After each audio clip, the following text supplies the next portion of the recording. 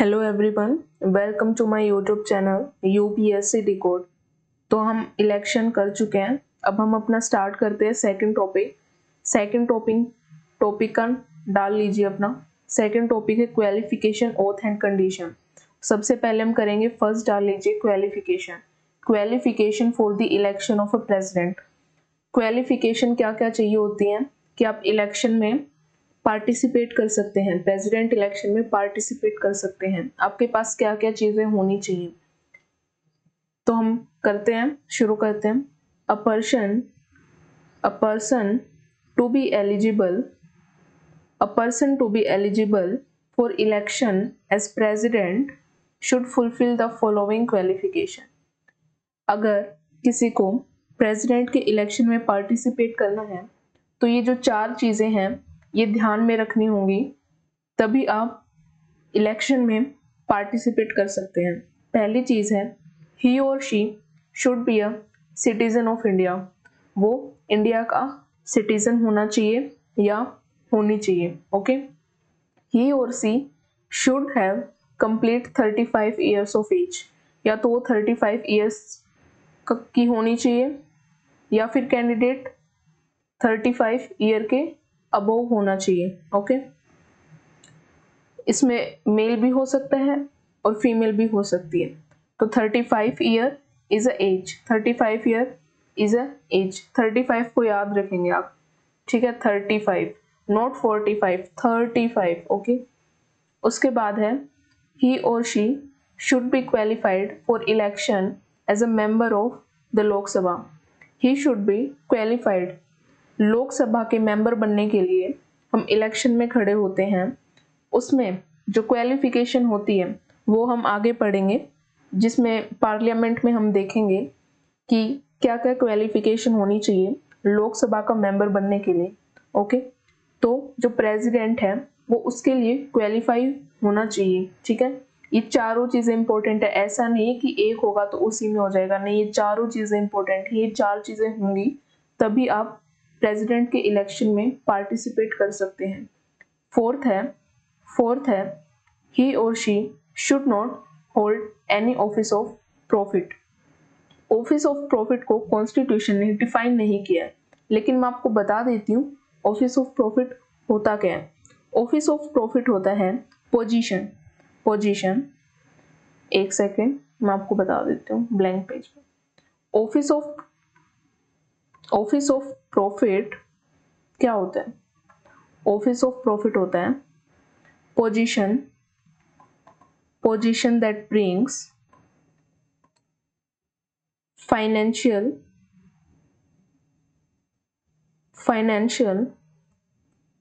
Gains. कोई भी position होती है जिसमें हम फाइनेंशियल गेन करते हैं, उसके बाद दैट ब्रिंग्स फाइनेंशियल गेन्स और एडवांटेज टू द होल्डर, या किसी भी तरह का होल्डर को एडवांटेज मिल रहा है, ठीक है, उसको हम बोलते हैं ऑफिस ऑफ प्रॉफिट। ओके, कोई भी पर्सन है वो इस पोजीशन पे है जो फाइनेंशियल गेन कर रहा है, ठीक है, उसका कोई एडवांटेज हो रहा है, ठीक है। फाइनेंशियल गेन में क्या क्या आ सकता है? सैलरी आ सकती है, पर्क्स आ सकते हैं, ठीक है, and other type of benefit. उसके बाद होता है अंडर।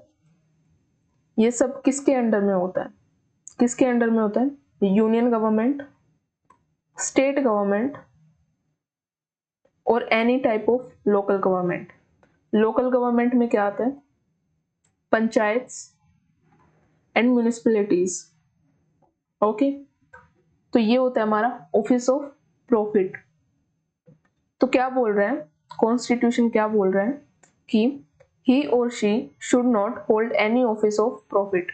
अगर वो प्रेसिडेंट के इलेक्शन के लिए पार्टिसिपेंट बन रहा है या बन रही है, उसके पास कोई भी ऑफिस ऑफ प्रॉफिट में वो इंक्लूडेड नहीं होना चाहिए अंडर द यूनियन गवर्नमेंट और एनी स्टेट गवर्नमेंट, चाहे वो किसी भी स्टेट की गवर्नमेंट हो, पंजाब, हरियाणा, हिमाचल प्रदेश, तमिलनाडु, कर्नाटक, किसी भी स्टेट की गवर्नमेंट हो, या एनी लोकल अथॉरिटी और any other public authority. A sitting president, जो फिलहाल जो प्रेसिडेंट के पद पर है, जैसे फिलहाल श्रीमती द्रौपदी मुर्मू जी हैं, और vice president of the union, the governor of any state and the ministers of the union और एनी स्टेट। अब इन्होंने ये बताया कि इनमें से कौन कौन है, क्या क्वालिफिकेशन है जो प्रेसिडेंट इलेक्शन के लिए जरूरी है। इन्होंने बोला है कि ऑफिस ऑफ प्रॉफिट इनके अंडर में नहीं होना चाहिए। पहला पॉइंट तो फोर्थ में ही है, ठीक है। अब इसको अलग से याद करेंगे। पांचवा पॉइंट ये अलग से है, जो भी सिटिंग प्रेसिडेंट है या सिटिंग वाइस प्रेसिडेंट है यूनियन की, या फिर किसी भी स्टेट के गवर्नर हैं, या फिर मिनिस्टर्स ऑफ द यूनियन हैं, ठीक है। जैसे काउंसिल ऑफ मिनिस्टर है, अदर मिनिस्टर्स ऑल्सो होता है। जब हम काउंसिल ऑफ मिनिस्टर चैप्टर पढ़ेंगे तो उसमें पढ़ेंगे मिनिस्टर के कितने टाइप होते हैं। और any state is not deemed. Deemed का क्या मतलब होता है? जज something in a particular way, जज something in a particular way, जज समथिंग, जज something in a particular way. क्या कह रहे हैं? ये कह रहे हैं कि is not deemed to hold any office of profit and hence qualified as a presidential candidate.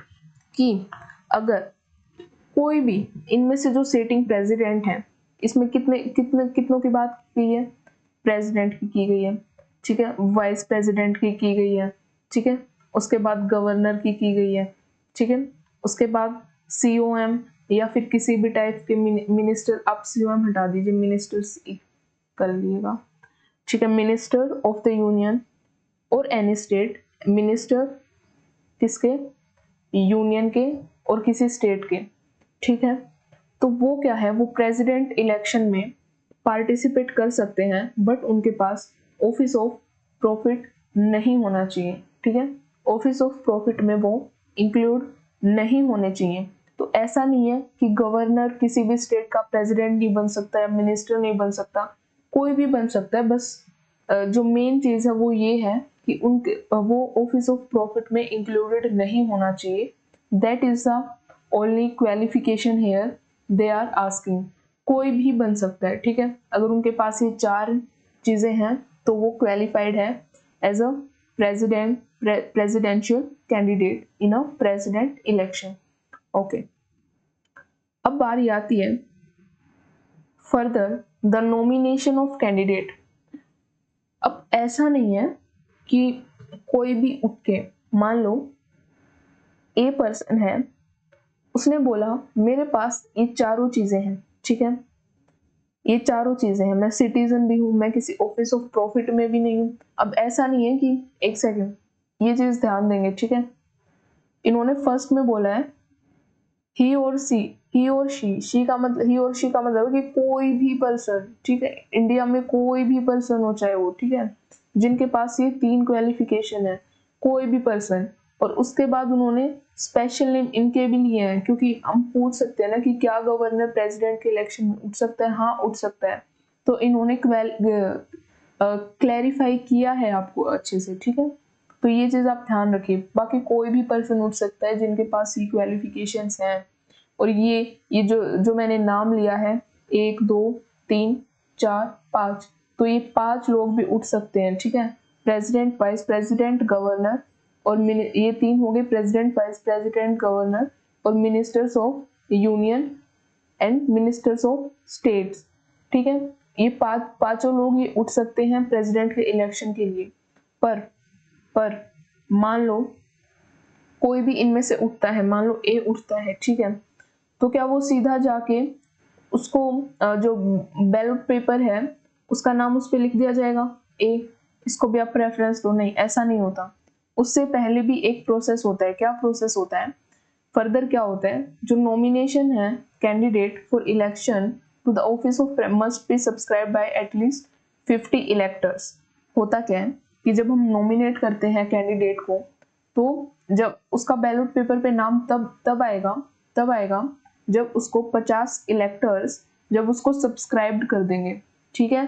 और एज अ प्रपोजल्स कि हम इसको प्रपोज कर रहे हैं, this candidate is suitable for this job, उसको 50 इलेक्टर, मैं बताऊंगी इलेक्टर क्या होता है, सेकेंडर्स क्या होता है। उसके बाद 50 इलेक्टर सेकेंडर्स भी होते हैं जो उसको एटलीस्ट वेरीफाई करते हैं कि yes he or she is suitable for this election of president। मैं आपको अच्छे से डिटेल में बताती हूँ कि proposers और seconders में फर्क क्या होता है, ठीक है। सबसे पहले इसमें फर्स्ट वर्ड यूज हुआ इलेक्टर्स। इलेक्टर्स इलेक्टर्स क्या होता है, a person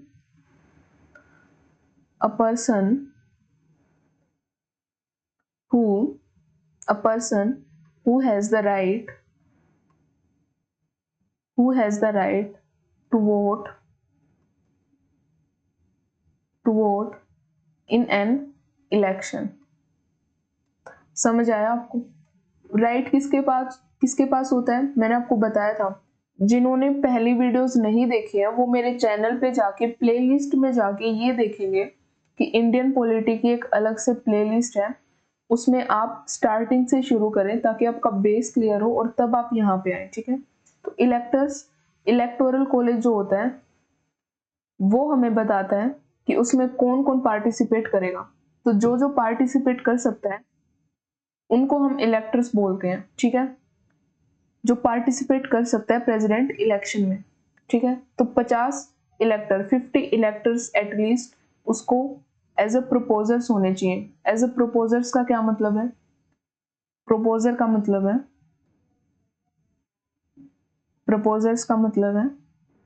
someone who names a candidate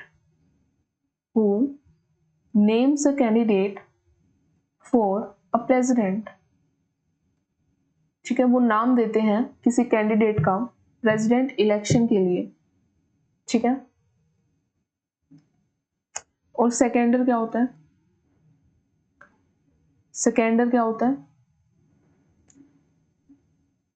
someone who support that proposer and his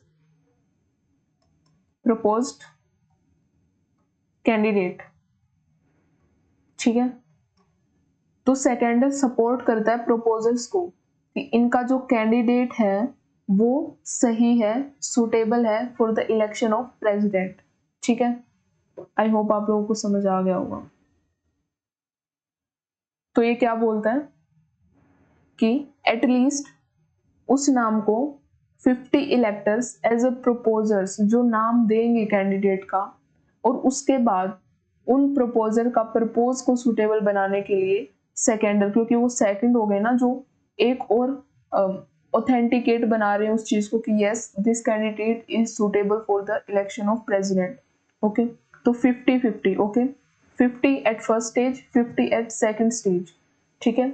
every candidate has to make a security deposit, उन्हें 15,000 रुपए एज अ सिक्योरिटी डिपॉजिट करने पड़ेंगे in the reserve bank of India. Central bank of India is a reserve bank of India, ठीक है। जब आप election में आप पार्टिसिपेट कर रहे हैं तो उसके बाद आपको 15,000 security deposit reserve bank of India में डिपॉजिट करनी पड़ेगी। The security deposit is liable का मतलब होता है likely to do something, expected, probably suitable, ठीक है, कि वो हो सकती है, क्या हो सकती है, लायबल टू बी फॉरफिटेड हो सकता है, to lose something, okay, to lose something, ठीक है। आपने वो लूज कर दी है, कब लूज कर दी है, in case the candidate fails to secure 1/6 of the votes polled. अब मैंने आपको बताया था कि जिनको फर्स्ट प्रेफरेंस मिली है जिन बैलेट पेपर में, वो उनके बॉक्स में जाएंगे। अगर उनको 1/6 ऑफ वोट, जब तक एब्सोल्यूट वोट्स, एब्सोल्यूट मेजोरिटी नहीं आ जाती, तब तक अगर उस कैंडिडेट के पास 1/6 तो वैल्यू ऑफ वोट्स नहीं आए हैं, तब तक वो जो जो मनी उसने डिपॉजिट किया 15,000 वो लूज कर देगा, वो उसके पास वापस नहीं आएंगे। ठीक है, अगर 1/6 कर लेता है वो तो फिर आ जाएंगे 15,000 वापस, बस यही बोला है इसने। बिफोर 1997 से पहले क्या था, नंबर ऑफ प्रपोजर्स, जो प्रपोज करते हैं कैंडिडेट का नाम और जो सेकेंडर्स होते हैं जो प्रपोजर्स की कैंडिडेट को सुटेबल बताते हैं ऑन अ सेकेंड स्टेज वो 10, ये दोनों 10 थे। जैसे अभी 50-50 है ना, पहले 10-10 थे। ठीक है, 10 each and the amount of security deposit is only 2,500 and in 1997 they were increased to discourage the non-serious candidate. Okay, thus is not a 10 is not a big amount, big number. Okay, sorry, it is not a big number. तो कोई भी आ सकता है। ठीक है, और ये भी कोई बड़ी बात नहीं है। ठीक है, 2,500। तो उससे क्या होता था कि जो सीरियस कैंडिडेट नहीं है वो आ जाते थे, तो उसको डिस्करेज करने के लिए हमने ये जो 50-50 है वो बढ़ाया है। ठीक है, तो ऐसा है। नेक्स्ट पे आते हैं ओथ एंड, फर्स्ट हमारा हो चुका है क्वालिफिकेशन, सेकंड पे आते हैं ओथ है, ओथ और affirmation by the president before entering upon his or her office. मान लो एब्सोल्यूट मेजोरिटी आ चुकी है। ठीक है, नाउ वो प्रेसिडेंट बनने जा रहे हैं। अब प्रेसिडेंट बनने जा रहे हैं लेकिन प्रेसिडेंट ऑफिस यहाँ है। ठीक है, इसके बीच में उनको एक ओथ लेनी पड़ेगी। ठीक है, ओथ लेनी पड़ेगी। ओथ का मतलब होता है, ओथ का मतलब होता है formal promise, formal promise. Affirmation का मतलब होता है, अफर्मेशन, एक सेकेंड आपको अच्छे समझा देती हूँ। ओथ का मतलब होता है फॉर्मल प्रॉमिस। ठीक है, फॉर्मल प्रॉमिस करना। ठीक है, अफर्मेशन क्या होती है, हम फॉर्मल वर्ड क्यों यूज करें, क्योंकि ये कॉन्स्टिट्यूशनल है, कॉन्स्टिट्यूशनल है। ठीक है, it is not a informal कि मैंने आपको बोल दिया मैं प्रॉमिस करूँ, it is not like that, it is under the constitution. Affirmation क्या होता है, अफर्मेशन होता है valid substitute, valid substitute for oath. ठीक है, एक तरह की ओथ ही होती है, फॉर्मल प्रॉमिस ही होता है, but in a legal context, in a legal context. ठीक है, allowing, allowing what, allowing individual, who is individual here, president. Okay, individual to fulfilling legal obligation। ठीक है, कुछ लीगल ऑब्लिगेशंस होंगी, कुछ रेस्ट्रिक्शंस होंगी, कुछ प्रिविलेजेस भी होते हैं। तो अलोइंग इंडिविजुअल्स जब वो ओथ ले लेते हैं, अफर्मेशन ले लेते हैं, तो उससे होता क्या है कि उनके ऊपर जो लीगल ऑब्लिगेशन है वो आ जाती है विदाउट वायलेटिंग देयर रिलीजियस और पर्सनल बिलीव्स। क्या कह रहे हैं यहाँ पे, ये कह रहे हैं कि ऐसा नहीं है कि लीगल ऑब्लिगेशन ऐसी हो जाएगी कि आपके जो रिलीजियस चीजें हैं जिसमें आप बिलीव करते हैं वो भी हम उनको ऑब्लिगेट कर देंगे, रेस्ट्रिक्ट कर देंगे। ठीक है, ऐसा नहीं होगा। ठीक है, तो ये बता रहे हैं ऐसा नहीं होगा। लीगल ऑब्लिगेशंस हैं कि ये पावर्स हैं, आपको इस भवन में रहना है, या बहुत सारी चीजें ऐसी होती हैं। तो लीगल ऑब्लिगेशन एक्चुअली डिफाइन नहीं किया गया इसको। ठीक है, कॉन्स्टिट्यूशन में तो आप ये मान सकते हैं। अफर्मेशन को भी डिफाइन नहीं किया गया, ओथ को भी नहीं डिफाइन किया, मैं बस आपको समझाने के लिए बता रही हूँ। ठीक है, तो बस यही है। तो देखते हैं कि क्या प्रॉमिस करते हैं फॉर्मल और क्या नहीं करते हैं। जो करते हैं वो देख लेते हैं, करते हैं वही बताया गया है, नहीं करते होते तो ओथ ही क्या होती फिर। ठीक है, तो जो करते हैं फर्स्ट है faithfully execute the office. Faithfully क्या होता है, निष्ठापूर्वक, निष्ठापूर्वक to behave in a dependable and honourable way, to behave in a honorable way or in a dependable way, ठीक है, रिस्पॉन्सिबल वे। तो एक ऑनरेबल वे में निष्ठापूर्वक, ठीक है, हिंदी में बोलते हैं निष्ठापूर्वक,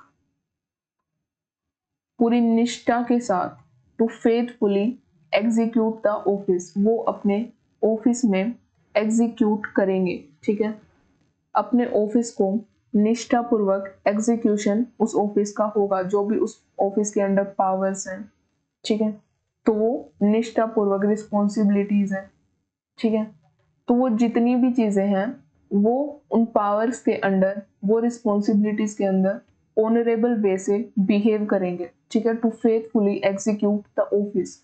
टू प्रिजर्व, प्रिजर्व क्या होता है? प्रिजर्व होता है to keep something safe or in a good condition, keep something safe or in a good condition, और इन अ गुड कंडीशन, ठीक है, तो ये होता है प्रिजर्व। प्रोटेक्ट क्या होता है? प्रोटेक्ट होता है टू डिफेंड समथिंग, ठीक है, टू डिफेंड समथिंग, ठीक है, और सेम चीज ये सेम से मीनिंग है, ठीक है, keep something safe or in a good condition, protect and defend. But क्या डिफेंड कर रहे हैं, क्या प्रोटेक्ट कर रहे हैं, क्या गुड कंडीशन में किस चीज को रख रहे हैं, ठीक है, वो किस चीज को रखने की बात कर रहे हैं? वो बात कर रहे हैं कॉन्स्टिट्यूशन को and the law, and the law. Law होता है, लॉ क्या होता है? Official rule of a country, official rule of a country, ठीक है, दैट सेज व्हाट पीपल में, that says what people may or may not to do, ठीक है, रूल हमें ये बताता है कि लोग क्या कर सकते हैं और क्या नहीं कर सकते हैं, ठीक है, और वो ऑफिशियल होता है, तो उसको प्रोटेक्ट करने का काम और उसको सेव करने का काम, उसको डिफेंड करने का काम कॉन्स्टिट्यूशन एंड द लॉ को, इसका प्रोमिस प्रेसिडेंट अपने ऑफिस में जाने से पहले करते हैं, ठीक है। टू डिवोट हिमसेल्फ, डिवोट का क्या मतलब होता है? To give lot of energy और टाइम, ठीक है, to give lot of energy और time, to give lot of energy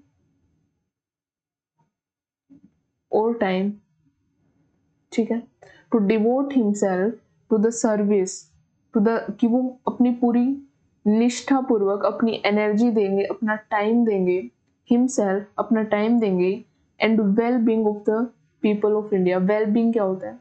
well being होता है being healthy and happy, being healthy and happy. तो लोग, जो लोग हैं इंडिया के, इंडिया एज अ स्टेट, उसके जो लोग हैं वो हेल्दी रहे, खुश रहे, इसका वो क्या करते हैं? अपना पूरा टाइम लगाएंगे अपनी सर्विस में, तो ये वो ओथ लेते हैं, ठीक है। आगे बढ़ते हैं हम, ठीक है। आई होप आप लोगों को समझ आ रहा होगा, मैं एक एक चीज, एक एक वर्ड बता रही हूँ।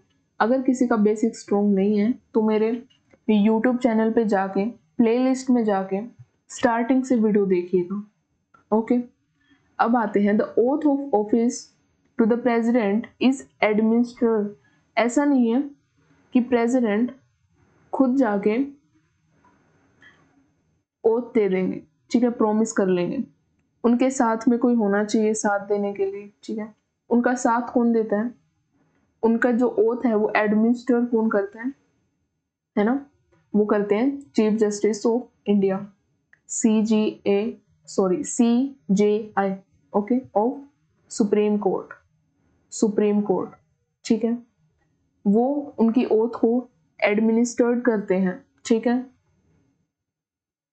एंड अगर, अब आपके मन में एक सवाल और होगा, मैं अगर CJI नहीं हूं तो कौन आएगा? इन हर एब्सेंस द सीनियर मोस्ट जज of the supreme court available. अगर नहीं है तो सीनियर मोस्ट जज आएंगे सुप्रीम कोर्ट के, ठीक है, तो वो आएंगे। Any other person acting as a president or discharging the function of the president also undertakes the similar. अब हम पढ़ेंगे कि जैसे president is not well, okay, या फिर उनकी डेथ हो जाती है, या फिर वो किसी भी रीजन से वहां पे अवेलेबल नहीं है, तो उनका जो फंक्शन है, जो उनकी पावर, उनका ऑफिस कौन होल्ड करेगा? उनका ऑफिस होल्ड करता है जैसे वाइस प्रेसिडेंट, ठीक है। वाइस प्रेसिडेंट ना हो तो CJI करते हैं, ठीक है। तो ऐसे करके हैं जो भी उस ऑफिस में है उस टाइम पे, तो उनको भी ओथ लेनी पड़ती है। ऐसा नहीं है कि वाइस प्रेसिडेंट सीधा जाके प्रेसिडेंट ऑफिस में चले जाएंगे, ऐसा नहीं होता है, पहले ओथ लेते हैं तभी जा पाते हैं, ठीक है। चलते हैं आगे, ठीक है। हमारा क्वालिफिकेशन हो गया है, ओथ हो गया है। थर्ड पॉइंट डालेंगे सेकंड टॉपिक में, condition of the president office. क्या कंडीशन है प्रेसिडेंट ऑफिस की? The constitution lay down the following condition of the president office. Constitution बताता है हमें कि ये कंडीशन है। फर्स्ट कंडीशन हम करते हैं, जस्ट ए सेकेंड, हाँ। He or she should not be a member of either house of parliament। किसकी बात हो रही है? लोकसभा, राज्यसभा, सेंट्रल लेवल पे, ठीक है। और house of the state legislature, किसकी बात हो रही है? स्टेट लेवल की बात हो रही है, ठीक है। जब वो प्रेसिडेंट ऑफिस में जा रहे हैं तो वो ना तो मेंबर हाउस ऑफ पार्लियामेंट के होने चाहिए, किसी भी हाउस ऑफ पार्लियामेंट के, चाहे वो लोकसभा हो या राज्यसभा हो, या स्टेट लेजिस्लेचर के किसी भी हाउस के, चाहे वो लेजिस्लेटिव असेंबली हो या फिर लेजिस्लेटिव काउंसिल हो। If any such member is elected as president, अगर इनमें से ऐसा कुछ है कि वो लोकसभा और राज्यसभा के मेंबर हैं, या फिर स्टेट लेजिस्लेटिव काउंसिल या स्टेट लेजिस्लेचर के जो है मेंबर हैं, तो क्या क्या करना होगा उन्हें? He or she is deemed मैंने आपको बताया था, टू जज something in a particular way, ठीक है। तो उन्हें क्या करना पड़ेगा? हम उन्हें जज कर रहे हैं, हम उन्हें बता रहे हैं, हम ये कंसीडर कर रहे हैं और ये करना होगा उन्हें। He or she is deemed to have vacated his or her seat in that house.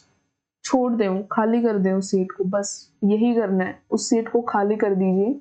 On the date on which he or she enter upon his or her office as president. तो एक condition है president office की, अगर आप president office में जा रहे हैं, आप किसी भी हाउस के, चाहे वो सेंट्रल लेवल पे हो या स्टेट लेवल पे हो, ठीक है, आप प्रेसिडेंट ऑफिस में नहीं जा सकते जब तक आप उसके मेंबर हैं। अगर आपको प्रेसिडेंट ऑफिस में जाना है तो पहले वैकेट करनी होगी सीट, पहले सीट क्या करनी होगी?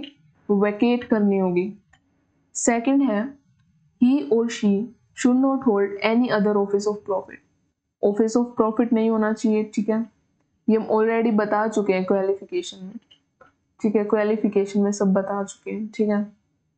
नेक्स्ट है, he or she is entitled without, entitled क्या होता है? हैविंग द राइट, उसके पास राइट है। जो प्रेसिडेंट के लिए कैंडिडेट चुने गए हैं उनके पास राइट है, have a right, having the right without payment of rent, उनको कोई रेंट की पेमेंट नहीं करनी है, to use his or her official residence cold Rashtrapati Bhavan. उनको कोई पेमेंट नहीं देनी है रेंट की, और वो राष्ट्रपति भवन में उनके पास राइट है वहां रहने का, ठीक है। He or she is entitled, उनके पास ये भी राइट है कि जो इमोल्यूमेंट्स हैं, emoluments, just a second guys, मेरा गला सूख रहा है थोड़ा सा, मैं पानी पी लेती हूँ, just a second, just 1 minute, okay, 1 minute, give me a second.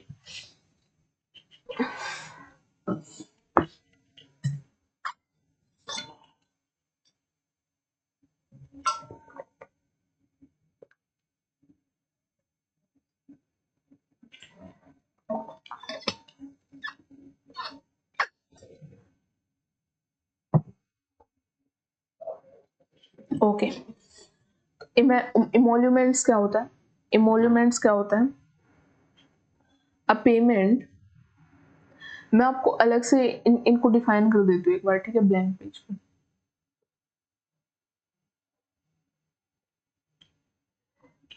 Emoluments,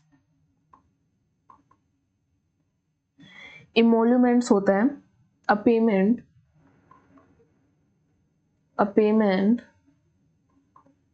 that is made especially in money or in another form, ठीक है, ज़रूरी नहीं है मनी में, बट ज़्यादातर मनी में ही होती है, इसलिए उन्होंने बोला स्पेशली, लेकिन अदर फॉर्म में भी हो सकती है।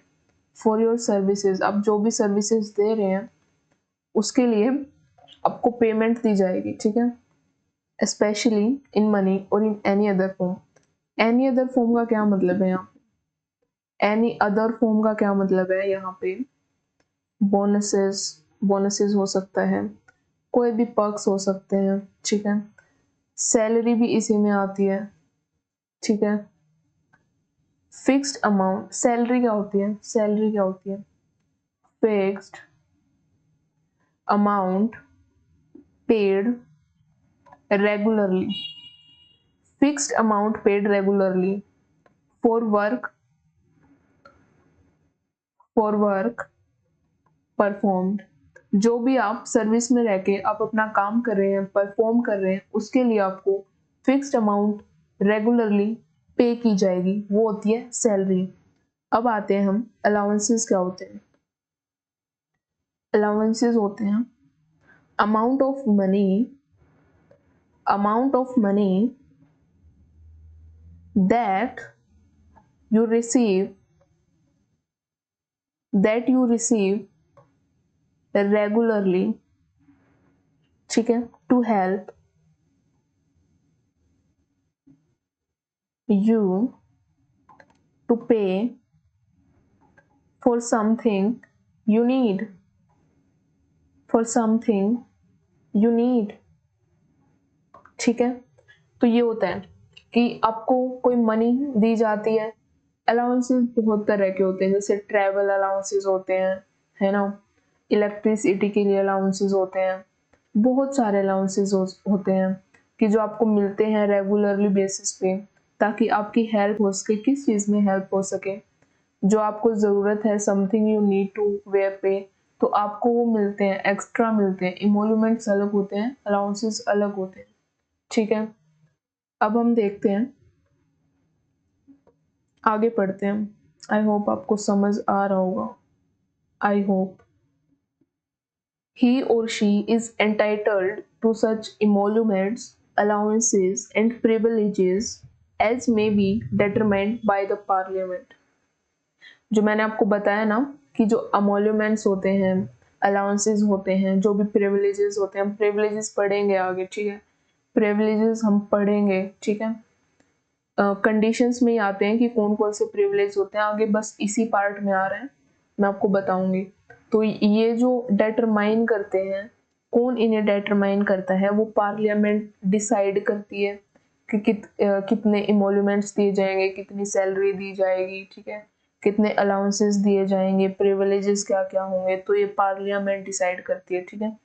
कुछ कॉन्स्टिट्यूशन ने भी डिसाइड कर रखा है, लेकिन जो प्रिविलेजेस पार्लियामेंट भी डिटरमाइन कर सकती है, वो ये कॉन्स्टिट्यूशन ये कह रहा है, ठीक है। हालांकि अगर आप बेसिक स्ट्रक्चर को हिलाने की कोशिश करेंगे तो सुप्रीम कोर्ट बीच में इंटरप्रेट कर सकती है, ठीक है। तो आगे पढ़ेंगे, ठीक है, ये इंपॉर्टेंट है, इस पे ध्यान दें, ठीक है।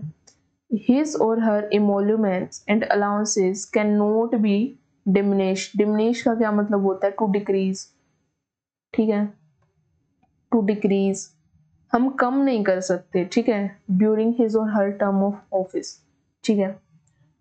अब देखिए, प्रेसिडेंट ऑफिस में जाने से पहले उन्होंने बोला कि ये इतने इमेल्यूमेंट्स हैं, इतने अलाउंसेस हैं, तो आप जब वो प्रेसिडेंट ऑफिस में हैं, जब वो प्रेसिडेंट की जगह पर हैं, आप डिमिनिश नहीं कर सकते उनके अलाउंसेस को, आप कम नहीं कर सकते, डिक्रीज नहीं कर सकते कि आपने सैलरी डिसाइड कर दी कि 2.5 लाख है, अब आप ये नहीं बोल सकते कि 1.5 लाख होगी। No, you can not do that. Okay, ये कॉन्स्टिट्यूशन कह रहा है, ठीक है। In 2018 the parliament increased the salary, decrease नहीं इंक्रीज किया उन्होंने 2018 में प्रेसिडेंट की सैलरी 1.5 लाख से 5 लाख पर मंथ कर दिया, पर मंथ 5 लाख, ठीक है। अर्लियर इन 2008 में जो पेंशन है, पेंशन का अलग से पढ़ेंगे, ठीक है, ये अलग से पढ़ो, अलग से अपने माइंड में अलग अलग पार्ट बनाओ इनके, ठीक है, कि 2018 में 1.5 से 5 लाख कर दिए, क्या कर दिए, सैलरी कर दी है, emoluments allowances no, not pension, only salary, salary पे ध्यान दो, ठीक है। अर्लियर पहले क्या था 2008 में, the pension of the retired president, जो पेंशन थी रिटायर्ड प्रेसिडेंट जो प्रेसिडेंट के रोल पे थे लेकिन अब नहीं है, ठीक है, तो उनकी जो पेंशन है वो 3 लाख हर साल की थी, ठीक है। तो अब उनको 3 लाख हर साल मिलती थी, ठीक है, 2008 में, लेकिन 2018 में क्या किया गया है, एक तो सैलरी बढ़ा दी उनको, उनकी 5 लाख, ठीक है, 1.5 लाख से। उसके बाद क्या किया है उन्होंने कि जो उनकी पेंशन होगी ना, जो 3 लाख थी, अब क्या होगा कि जो 50% है प्रेसिडेंट की, जो ओ गॉड, एक सेकेंड गाइस,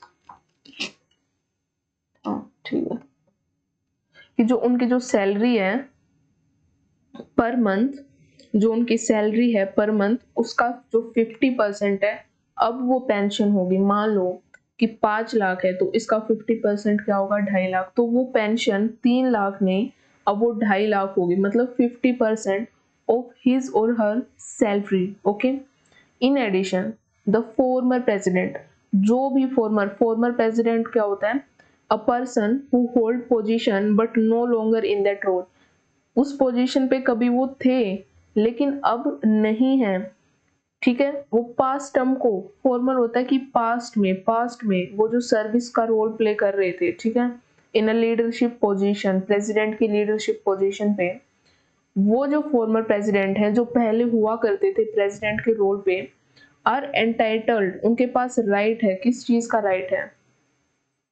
का राइट है, ठीक है, टू फर्निश्ड रेजिडेंस, अपने रेजिडेंस जहाँ पे वो रहते हैं उसको फर्निश करा सकते हैं, ठीक है।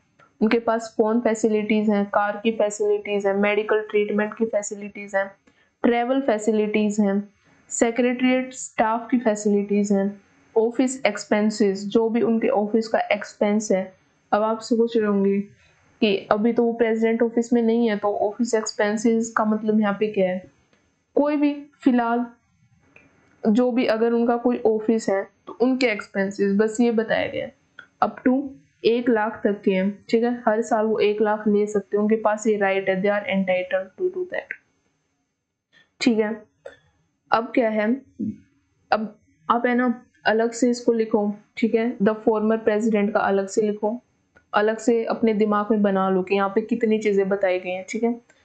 पहले तो इन्होंने बताया कि जो है सैलरी के बारे में, ठीक है, उसके बाद इन्होंने बताया पेंशन के बारे में, पहला पॉइंट क्या है, सैलरी का है, दूसरा पॉइंट क्या है, पेंशन का है, थर्ड पॉइंट क्या है, फॉर्मर प्रेसिडेंट, जो भी पहले प्रेसिडेंट रह चुके हैं उस पे, ठीक है, जैसे द्रौपदी मुर्मू जी अभी हैं, उनसे पहले जो प्रेसिडेंट थे उनके बारे में बताया गया है, ठीक है। अब आते हैं फोर्थ पॉइंट पे, स्पाउस का मतलब होता है हस्बैंड और वाइफ, ठीक है। अगर जो द्रौपदी मुर्मू जी हैं अभी, अगर उनके स्पाउस हैं मतलब उनके हस्बैंड है, या फिर जो मेल प्रेसिडेंट हैं उनकी जो वाइफ है, तो स्पाउस कोई भी हो सकता है, मेल फीमेल। और फिर डिसीज्ड का मतलब होता है passed away, no longer living, passed away, okay, passed away, no longer living. तो जो प्रेसिडेंट अभी नो लॉन्गर लिविंग है, अभी नहीं है इस दुनिया में, तो उन प्रेसिडेंट की जो स्पाउस है उनके पास राइट है, entitled to a family pension at rate of 50% of pension of retired president।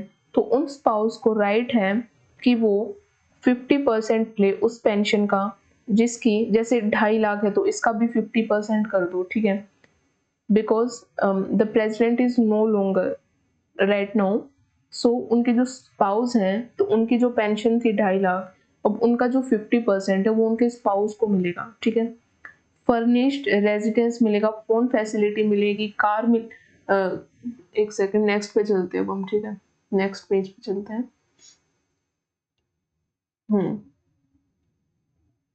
Okay okay, car medical treatment, travel facilities, secretarial staff, office expenses up to 20,000 per annum. तो ये मिलेगा। 4 point है, चारों याद कर लेना, ठीक है। Salary, pension, former president, deceased president, ये चारों याद रखना है। Spouse, what they have right about that, okay. अब हम पढ़ते हैं, the president is entitled privileges. मैंने बोला था ना कि हम प्रिविलेजेस पढ़ेंगे, प्रिविलेजेस पढ़ेंगे अब हम। 5th पॉइंट याद रखिएगा, ठीक है। कंडीशंस ऑफ प्रेसिडेंट ऑफिस में, अब प्रेसिडेंट ऑफिस के अंदर हैं और वो अपना रोल प्ले कर रहे हैं प्रेसिडेंट के पोजीशन पे, okay. So the president is entitled to a number of privileges and immunities. उनके पास प्रिविलेजेस हैं जो हमारे पास नहीं है, ठीक है, एक आम आदमी के पास नहीं है। उनके पास वो प्रिविलेजेस हैं और इम्यूनिटीज हैं, कौन कौन से हैं। फर्स्ट देखेंगे हम personal immunity from a legal liability, his or her official act, ठीक है। लीगल लाइबिलिटी, जैसे हम कुछ भी कर देते हैं, ठीक है। अब हम आगे पढ़ेंगे, जैसे क्रिमिनल प्रोसीडिंग, अगर हम कोई फॉर गॉड सेक अगर हम कोई मर्डर कर देते हैं तो हम पे क्या होगा, क्रिमिनल प्रोसीडिंग्स चलेंगे, ठीक है। But president have that privileges, that immunity.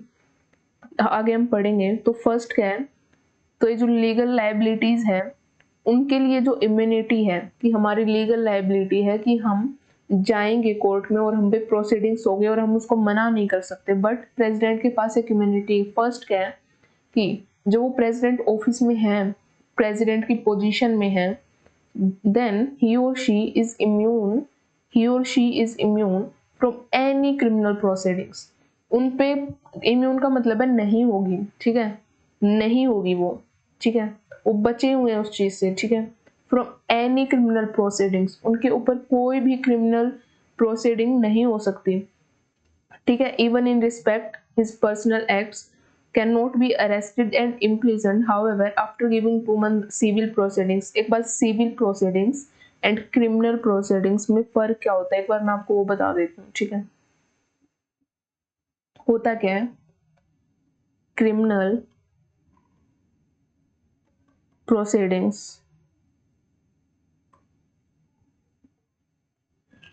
to punish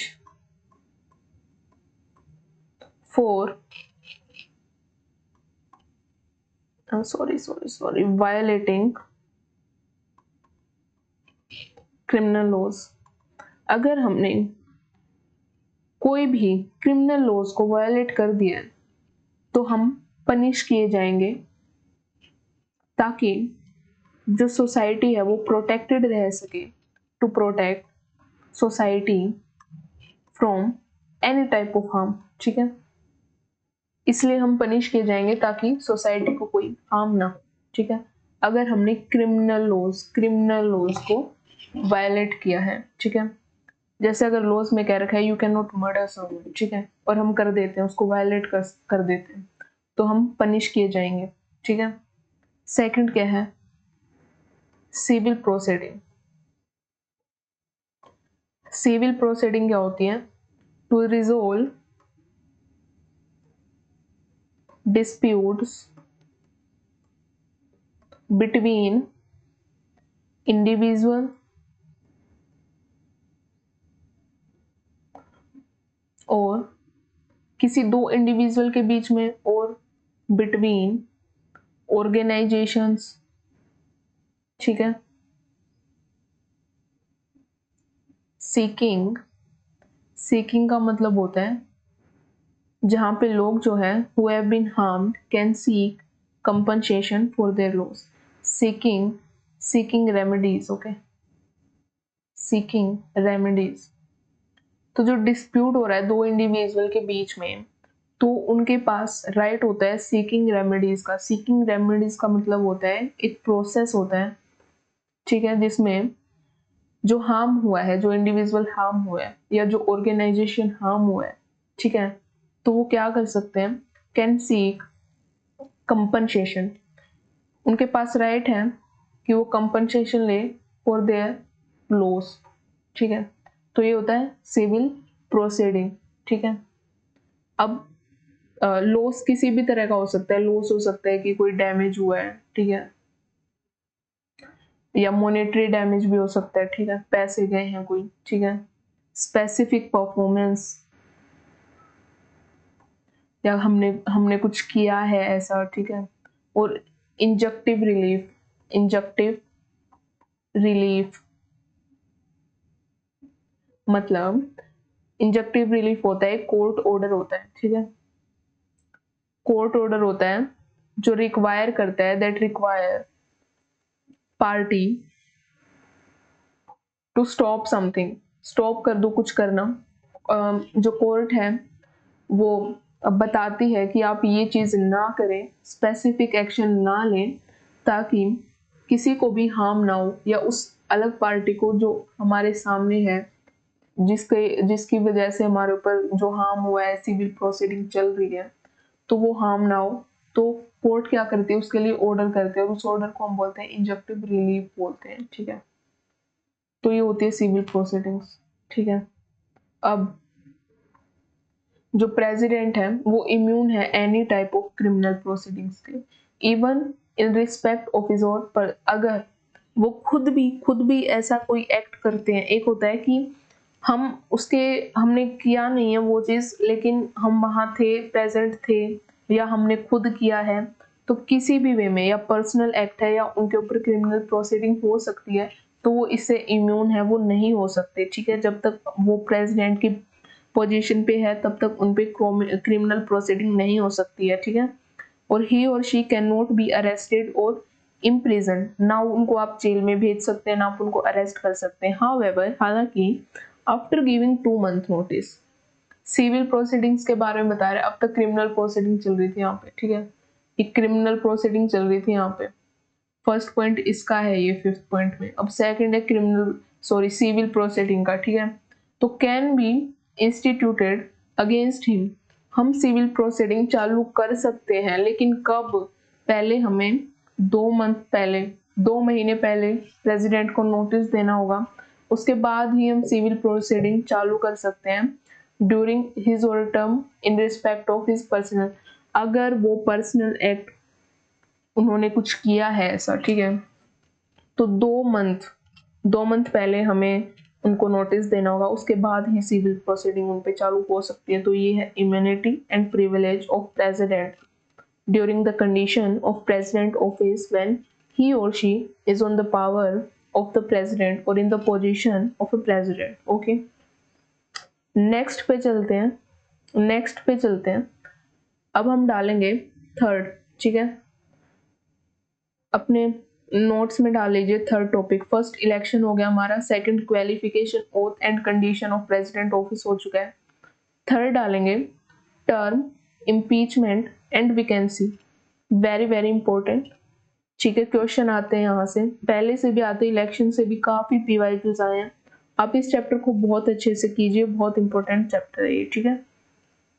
सबसे पहले हम करते हैं टर्म, ठीक है, टर्म करते हैं, ओके। थर्ड टॉपिक में फर्स्ट पॉइंट डालिए term of a president office, ठीक है। The president holds office for a term of 5 years।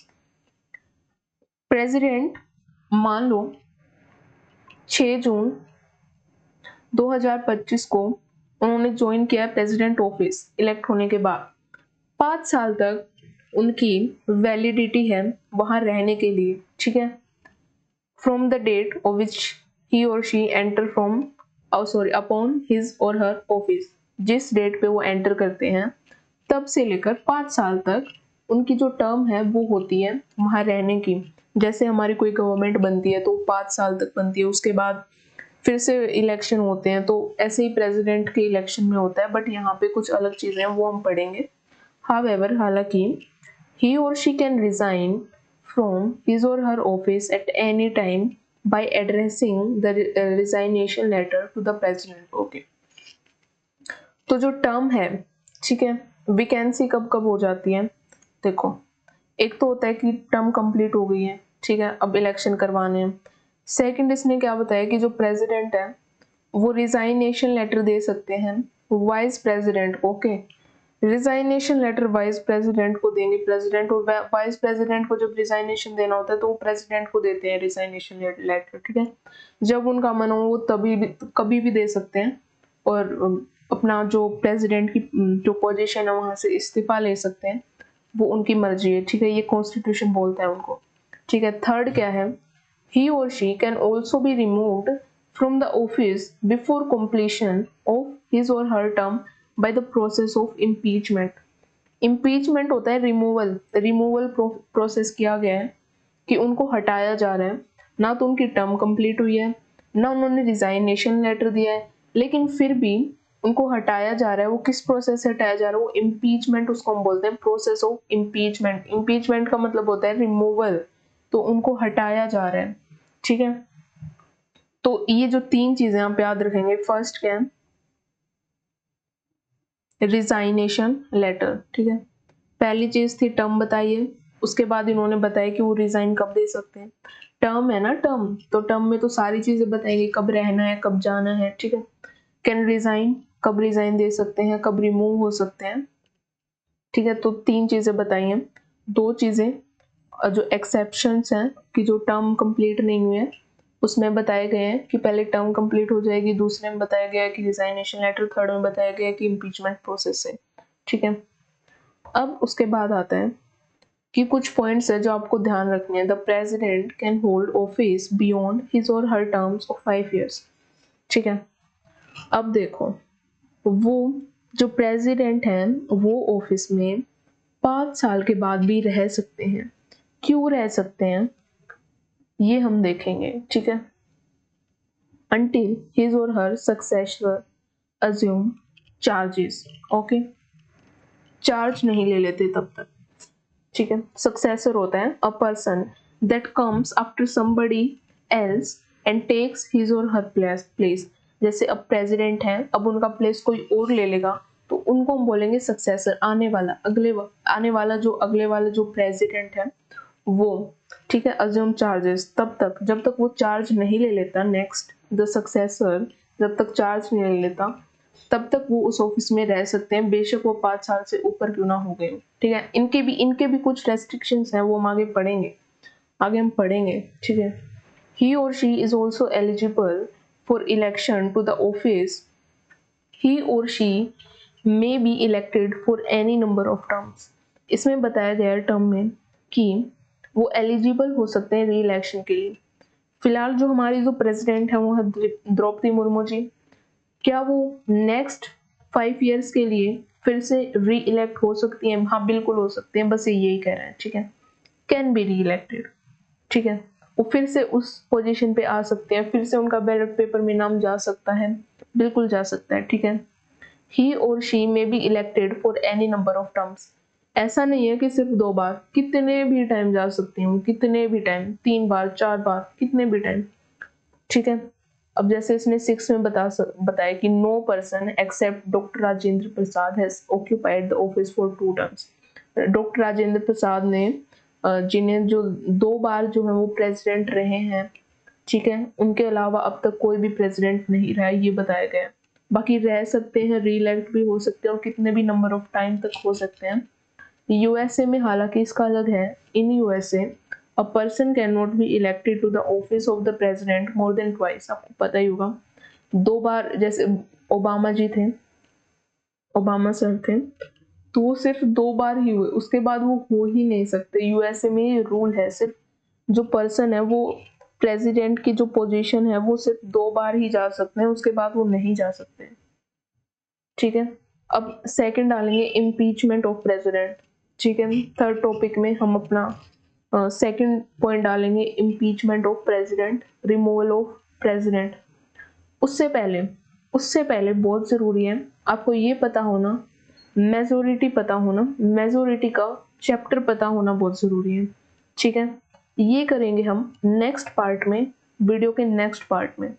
ठीक है, ओके, थैंक यू।